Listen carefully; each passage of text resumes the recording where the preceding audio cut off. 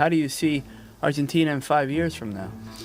I mean, I think you're on the country is taking the steps to get its credibility back, because it's really taken a lot of, starts and stops. You've gone through, I've lived through, in the United States, probably 4 massive crisis modes and cycles and pullbacks in our own market. Argentinians are dealing with that constantly. There's just constant economic volatility. And I think if, Milei can stabilize the money, the currency, and get the peso to, I think, a more stable position, letting it float and letting people see what the real opportunities are. And if he's transparent, I think that's critical. And also the institutions that he's trying to build here and reform and changing the mindset and the culture of what was the Peronist Party's dominance here. And it created a culture with the Argentinians, just the expectations.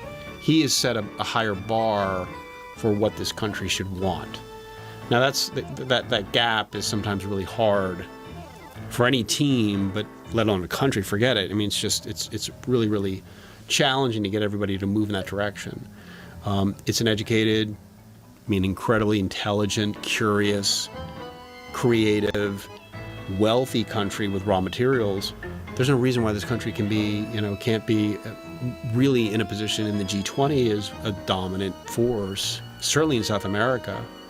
Sure. To have Brazil and Argentina be just, again, the kings of this continent and this economic bloc.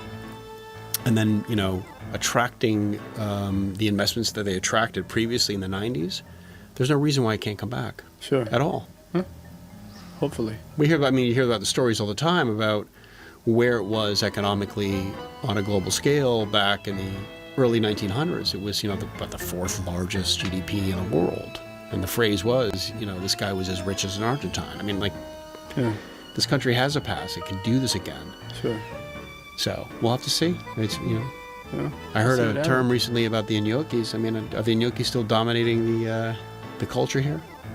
Only on the 29th. They come in, they sign, right? That's right.